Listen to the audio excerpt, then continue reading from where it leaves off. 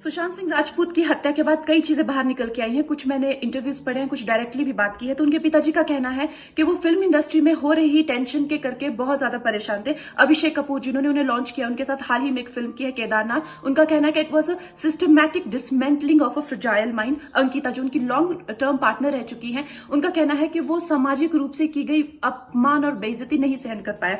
तो अब मैं आपको बताऊंगी कि मूवी माफिया ने ना कि सिर्फ उनको बैन किया था, सिस्टमैटिक डिसमेंटलिंग, कैसे कतरा कतरा करके उनका दिमाग तोड़ा गया है, उनको मारा गया है।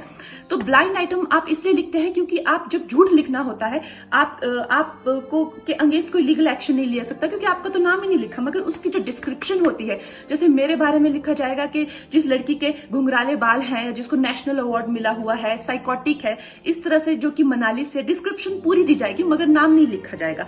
23 अगस्त 2017 को बॉलीवुड लाइव सुशांत के बारे में लिखता है कि वो जब भी सेक्स करता है तो सिर्फ अपने ही गाने सुनता है, वो सबसे बड़ा नार्सिसिस्ट है। 16 दिसंबर 2016 में मुंबई मिरर लिखता है कि सुशांत एक ट्रक ड्राइवर की तरह लगता है। 22 फरवरी 2019 को मुंबई मिरर लिखता है कि पार्टी में तमाशा करने के बाद सुशांत ने कांच की बोतल एक डायरेक्टर के सर पे दे मारी। 18 अक्टूबर 2018 को डीएनए लिखता है कि सुशांत ने अपने को एक्टर का रेप किया और वो मीटू के चलते अब जेल जा सकता है। और ऐसी न जाने कितने अनगिनत झूठ। और ये जो बुद्धिजीवी जर्नलिस्ट हैं, ये जो चील कौए गिद्ध हैं जो मूवी माफिया के पाले हुए हैं, ये इसको मेंटल इमोशनल साइकोलॉजिकल लिंचिंग को जर्नलिज्म कहते हैं। मेरे बारे में आज तक जो भी कहा गया मैंने कुछ नहीं कहा, लेकिन जब एक स्वतंत्रता सेनानी के खिलाफ गंदगी लिखी गई, मैंने उस जर्नलिस्ट को कॉन्फ्रंट किया। आपको पता है उसी रात 4 सीनियर जर्नलिस्ट ने मेरे खिलाफ एक गिल्ड बनाई। ऐलान किया गया कि इसकी फिल्म को बैन किया जाए, फ्लॉप किया जाए। आपको पता है 3000 जर्नलिस्ट गैंग अप होते हैं एक अकेली लड़की पर, उसकी इमोशनल लिंचिंग करते हैं सरेआम, और ये समाज कुछ नहीं कहता, कानून कुछ नहीं कहता है। मैंने उन पे केस करने की कोशिश की, मगर 1 महीने बाद वो गायब हो गए। मेरी फिल्म रिलीज हुई, गायब हो गए। तो मेरा कहने का मतलब ये है कि अगर ये समाज जिस अन्याय की बुनियाद पर खड़ा है और कभी आवाज नहीं, आप ये पढ़ते हैं, चटकारे लेते हैं, कभी आपने सोचा है कि कभी नेपो किड्स के बारे में ये क्यों नहीं लिखा जाता है? तो ये अन्याय का फंदा किसी दिन आपके बच्चों के गले में लटका मिलेगा, आपके गले में लटका मिलेगा। इसलिए जब तालियां बजेगी और सीटियां बजेगी, तब आपको पता चलेगा कि क्या गुजरती होगी। गुड मॉर्निंग, नमस्ते। मैंने बहुत दिन से वीलॉग नहीं किया। मैंने मूड नहीं था एक्चुअली। पूरा भारत कई प्रेशर से गुजर रहा है। एक तो मेंटल और इमोशनल प्रेशर सुशांत सिंह राजपूत के जाने के बाद में, वो जो लाजमी भी है ऑफ कोर्स, क्योंकि अपनी आंखों के सामने एक जवान जिंदगी को जाते हुए देखना आसान बात नहीं है, और कोई बहुत ही निष्ठुर होगा कि वो इस बात से अफेक्टेड ना हो। और ऊपर से फिर अभी इंडो चाइना का जो केस चल रहा है, और जो हमारे 20 जवान जो घंटों लड़ने के बाद में और तड़प के जो मरे हैं, आई डोंट नो वहां पर क्या कैजुअलिटी हुई है। मैं भारतीय हूँ, पर उससे ज़्यादा मैं एक ह्यूमन बीइंग हूँ, एक इंसान हूँ आपकी तरह। तो मुझे दोनों ही चीज़ें ठीक नहीं लगती। मतलब ये क्या है चल रहा है, हमारी इंसान को मारना, और ये चीज़ें समझदारी से भी हैंडल हो सकती हैं अगर इंसान चाहे तो। लेकिन हमारे वाले तो चाहते हैं शायद, लेकिन सामने वाला जो पक्ष है वो तैयार नहीं है, या उसके अपने एजेंडाज हैं। कुछ दुख की बात है। मेरी सहानुभूति सबके लिए है। मैं इस वीलॉग से एक रिक्वेस्ट करना चाहता हूँ, खासतौर से हमारी म्यूजिक कंपनीज को, क्योंकि आज सुशांत सिंह राजपूत मरा है, एक एक्टर मरा है। कल आप किसी सिंगर के बारे में भी सुन सकते हैं, या किसी कंपोजर के बारे में सुन सकते हैं, या किसी लिरिक्स राइटर के बारे में सुन सकते हैं। क्योंकि ये जो माहौल है म्यूजिक का हमारे देश में, वो बहुत फिल्मों से बड़ा माफिया म्यूजिक में है अनफॉर्चुनेटली। और मैं समझ सकता हूँ कि बिजनेस करना जरूरी है लोगों के लिए, और अपनी सबको लगता है कि हम रूल करें बिजनेस को। क्या है कि मैं थोड़ा लकी था कि मैं बहुत कम उम्र में आ गया था, तो मैं इस चंगुल से निकल गया। लेकिन जो नए बच्चे आए हैं ना, उनके लिए बहुत मुश्किल है, बहुत मुश्किल है।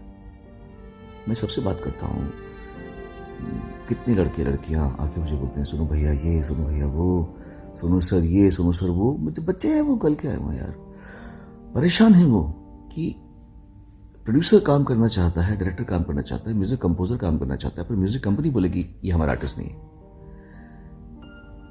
मैं समझ सकता हूँ कि आप लोग बहुत बड़े हैं और आप लोग कंट्रोल करते हैं म्यूजिक को, आप लोग कंट्रोल करते हैं कि रेडियो में क्या बजेगा, आप कंट्रोल करते हैं कि फिल्मों में, लेकिन ऐसा मत कीजिए। दुआ बद्दुआ बहुत बड़ी चीज होती है। ये ठीक नहीं है।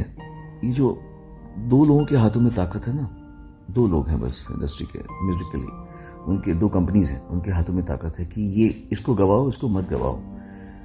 देखिए मैं निकल गया उससे ना, मुझे कोई गाने की इच्छा है पिछले 15 साल से, ना मैं कोई बहुत, it's okay, I am very happy in my own world, but I have seen the frustration in the eyes, in the voice, in the words of new singers, new composers, new lyrics writers. खून के आंसू होते कभी कभी। अगर वो मर गए तो आपके दिल पे, आपके ऊपर एक बहुत बड़ा, आप पे भी प्रश्न चिन्ह आएगा। Be a little more kind please to the newcomers, because ये सब गंधर्व लोग हैं, सिंगर्स, कंपोजर्स वगैरह जो होते हैं गंधर्व लोग हैं। इनको प्रताड़ित मत कीजिए, आप लोग इन पे थोड़ा सा इजी रहिए। मेरे साथ में ऐसे हो सकता है कि मेरे गाने मैं गा रहा हूं और कोई बोल रहा है कि वही एक्टर जिस एक्टर के ऊपर आजकल उंगलियां उठ रही हैं, वो एक्टर बोल रहा है कि इसको मत दबाओ, और उसने अरिजीत सिंह के साथ मिलकर रखा है। तो ये क्या है? मतलब अरे how can you use your power like that? मेरे कितने गाने मैंने गा रखे हैं जो डब हो चुके हैं, मतलब बोलते हुए भी मुझे एम्बैरेसिंग लगता है मुझे कि it's like you know, but this is humiliating isn't it? Because I don't ask for work. मैं तो नहीं बोला कि मैंने तो नहीं कहा कि मुझे बुलाओ गाने के लिए। तो मुझे बुला के, मुझसे गाना गवा के, फिर मेरे गाना डब करना, दिस इज लाइक, मतलब या तो मैं बोलूँ कि प्लीज हेलो मुझे गाना गवाओ, मैंने कहा गाने के लिए, मैंने गाने के लिए नहीं कहा। आप मुझे बुलाते हो, मुझे गाना गवाते हो, फिर मेरा गाना डब कर देते हो। मतलब this is funny as hell, specially because I been working since 1991 in Bombay and I've been working since 89 in the music industry. 89 से मैं रिकॉर्डिंग कर रहा हूँ। मेरे साथ में ऐसा कर सकते हो तो छोटे बच्चों के साथ में क्या कर रहे हो यार आप लोग? थोड़ा सा इजी हो जाए यार। ऐसे एक ही गाने को 9 लोगों से गवाते हो एक ही गाने को। ये क्या चल रहा है? You guys need to just chill and be a little kind to the humane.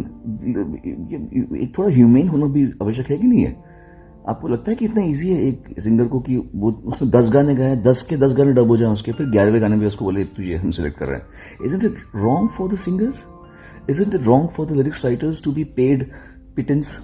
Isn't it wrong for the music composers कि तेरा गाना, तू मेरी कंपनी में का आर्टिस्ट है तो मैं तुझे काम दूंगा, वरना तेरा काम कितना भी अच्छा हो मैं तुझे तेरे से काम नहीं करूंगा?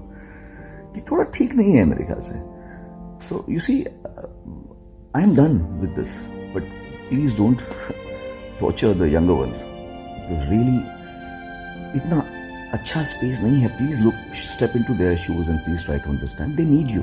They need your help. They need your kindness. They need your grace. थोड़ा सा काइंड हो जाइए आप लोग यार, ऐसा मत कीजिए। चलो, आई होप कुछ लोग इस बात का बुरा ना माने कि सोनू निगम ने ऐसे बोल दिया और हमारे बारे में ऐसा बोल दिया। मैं जो कह रहा हूँ वो जो मैं देख रहा हूँ मैं वही कह रहा हूँ, और मेरे ख्याल से लोग इससे एग्री भी करेंगे। जो म्यूजिक कंपोजर्स हैं, जो सिंगर्स हैं, जो राइटर्स हैं, जो सफर कर रहे हैं, मैं कह रहा हूँ even directors and producers also are not happy कि उनको उनकी मर्जी का म्यूजिक बनाने नहीं दिया जा रहा। ये भी ठीक बात नहीं ना। मुझे तो डायरेक्टर्स भी जब मिलते कहते सर हमको ये गाना चाहिए नहीं, पर म्यूजिक कंपनी बोलते कि ये गाना हमको दे रहा है। तो ये थोड़ा रॉन्ग है। क्रिएटिविटी दो लोगों के हाथ में नहीं होनी चाहिए। It's enjoy the bliss of everybody's grace, everybody's music, everybody's talent, everybody. आप ही बताओगे तो फिर म्यूजिक कितना कम छोटा हो जाएगा ना। पहले म्यूजिक कैसे होता था? राज कपूर का अलग म्यूजिक होता था, है ना, और ओपिनियर का अलग म्यूजिक होता था, शंकर जयकिशन का म्यूजिक राज कपूर के लिए अलग और बसंत बहार के लिए अलग। तो मतलब कितना सबका अलग, इतना वेरिएशन था पहले। अभी म्यूजिक बड़ा संकुचित सा होता जा रहा है। तो और लोग सुसाइड ना कर लें, तो थोड़ा सा आप लोग काइंड हो जाइए. And God bless you all and live like a happy fraternity. Thank you. God bless everyone. Bye.